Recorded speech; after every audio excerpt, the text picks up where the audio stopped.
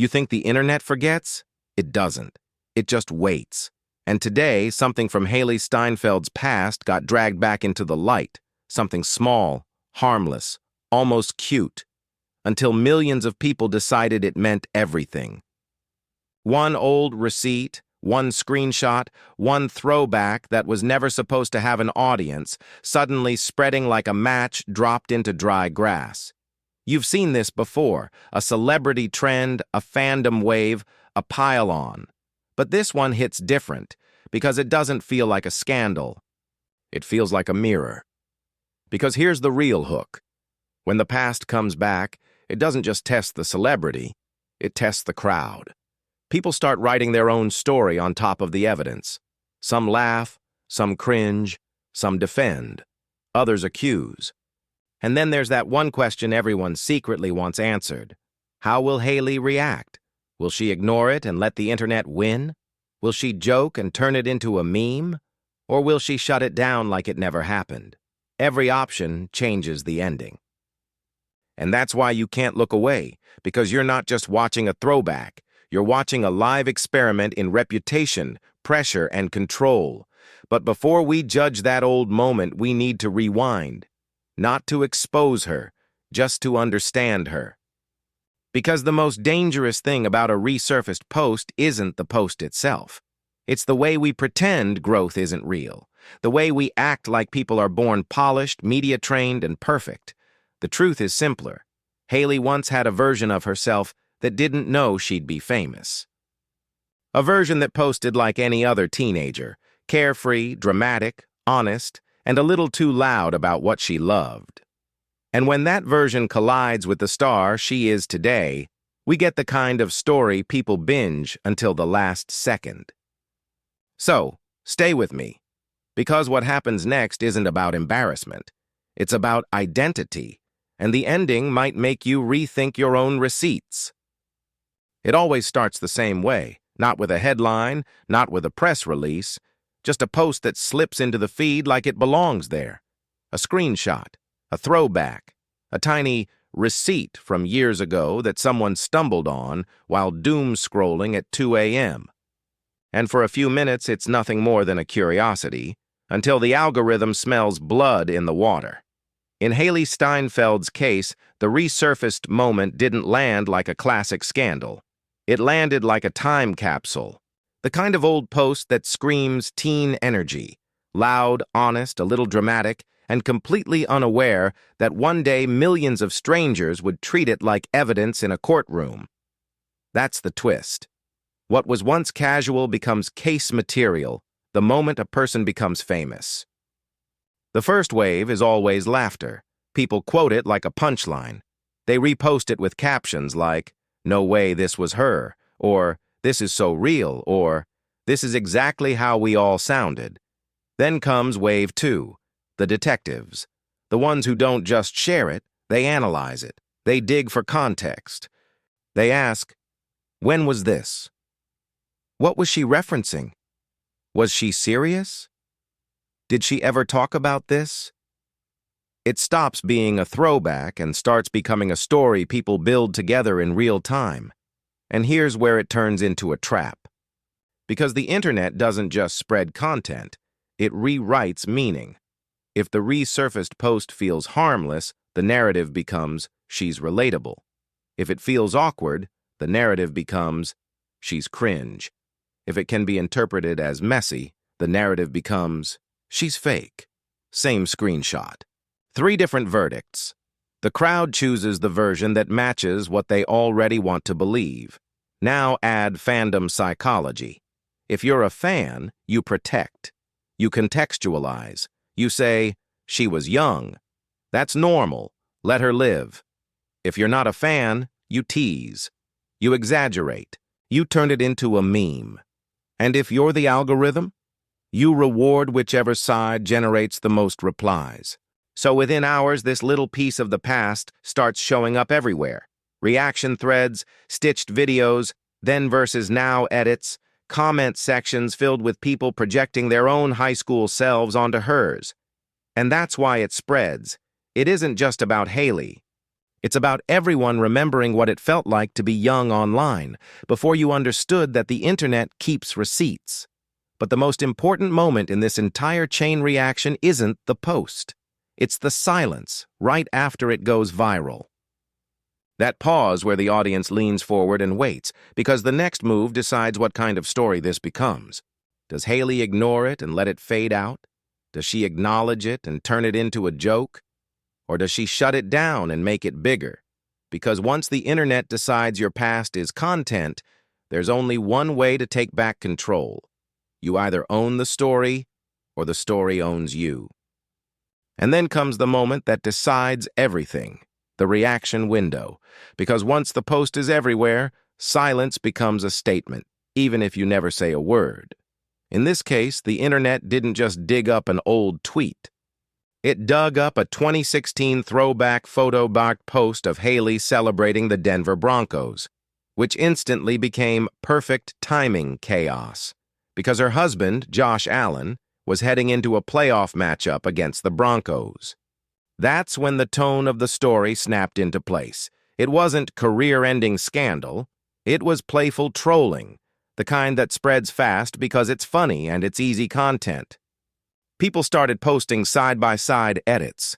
Hailee in Broncos gear, then versus Hailee as Buffalo's most famous supporter now. Threads filled with the same energy. "We caught you. Explain yourself. Bills Mafia won't forget this." But here's the smartest part. The story didn't escalate because the response wasn't defensive. The public attention shifted to a more entertaining question. What does Josh Allen think about it? And reporters actually asked him. His answer landed exactly where this kind of viral moment needs to land. Light, humorous, and reputation safe. Basically signaling, yeah, we've seen it. It's not that deep. Notice what that does. It flips the narrative from exposing to bonding. It gives the internet permission to laugh with them instead of laughing at her. And once a celebrity's circle treats the resurfaced moment like a joke, the post loses its power to become a pile-on. Still, the crowd always splits into types. Type 1. This is adorable. Type 2. This is so awkward. Type 3. Who cares? But the reason it holds people is that every group is secretly imagining their own receipts getting aired out. Because if an old photo can become a headline for someone at Hailee's level, what would happen to the rest of us? And that's the real hook. This isn't a story about a Broncos jacket. It's a story about how quickly the internet turns your past into a public personality test. If you panic, it grows. If you fight it, it grows. If you own it, smile, shrug, keep walking, suddenly it's just a chapter. Now rewind with me. Because to understand why this moment felt so weirdly relatable, you have to meet the version of Hailee who posted that in the first place. Before the spotlight, before the headlines, before she had any reason to think the world would be watching. Here's what people forget when they see a celebrity's old post. Back then, it wasn't a brand, it wasn't a strategy, it was just a person. And the version of Hailee in that 2016 throwback wasn't thinking about optics. She was doing what millions of people do when their team wins, celebrating like the moment matters more than tomorrow. That's why the resurfaced photo works so well for this format. Not because it's shocking, but because it's honest. A bright jacket, a huge reaction, the kind of confidence you only have when you're not worried about being perceived.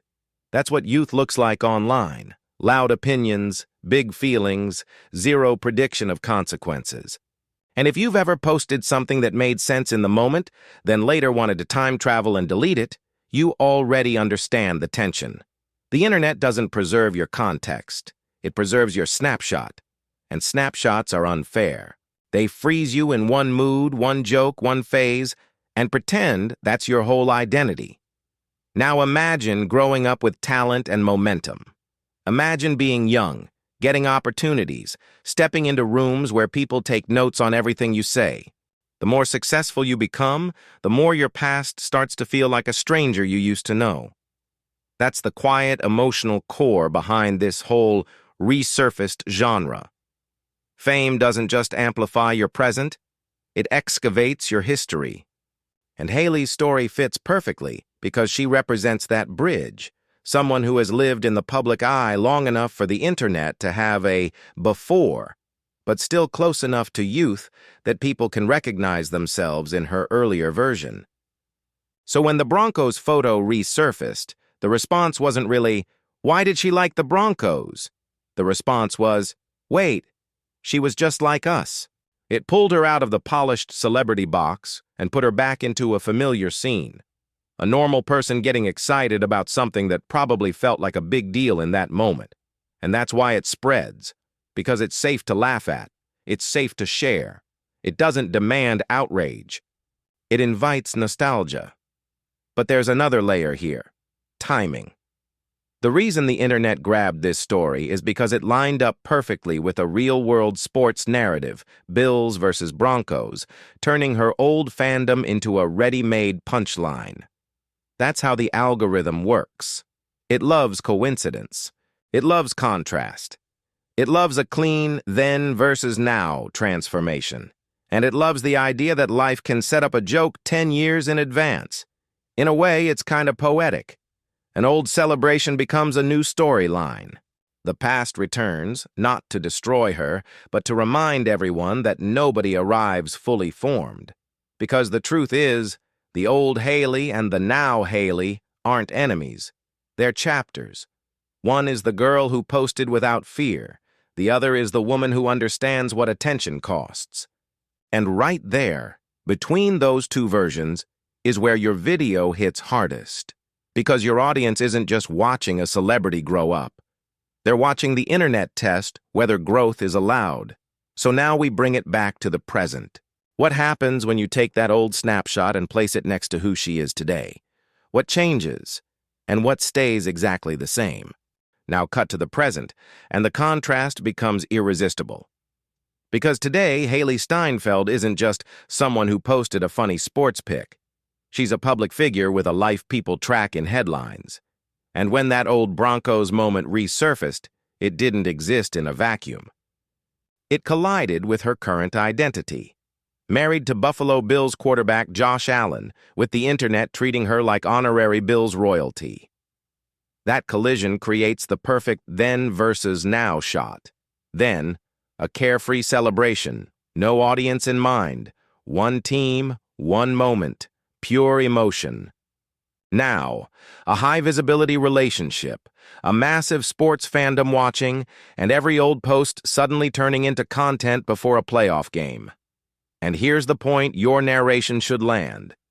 The internet loves to pretend people can't evolve, but real life is literally made of evolution. Tastes change, teams change, priorities change, and sometimes you don't even change. Your context does. Because what's the actual crime here? That she once wore another team's jacket. The humor is obvious. But the deeper truth is, this is what happens when normal behavior gets reframed as a headline. The internet takes a harmless snapshot and asks you to explain it like a scandal.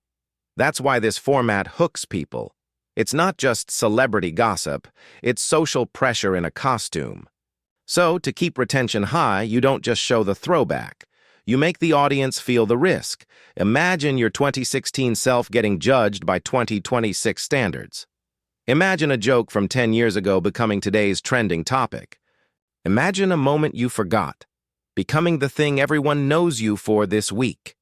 And then you deliver the release. In this situation, the vibe stayed mostly playful, the reaction stayed light, and the story stayed in the safe lane, because it was treated like a meme, not a moral failure. But your video shouldn't end here, because the real payoff isn't Hailee got trolled. The payoff is the question the viewer can't avoid. If the internet pulled up your old posts tomorrow, would you laugh? Would you panic? Would you try to delete everything? And that brings us to the ending, where you turn a celebrity moment into a personal punchline that forces comments. So here's the ending most people don't expect. The resurfaced moment isn't the threat. The real threat is the idea that you're not allowed to be a past version of yourself. Because the truth is, everyone has a Broncos photo. Maybe not literally, but a post, a phase, a style, a fandom, a sentence you'd never write today. And the internet is built to pretend that moment defines you forever. Hailee's throwback hit a nerve because it's harmless and still got treated like a storyline.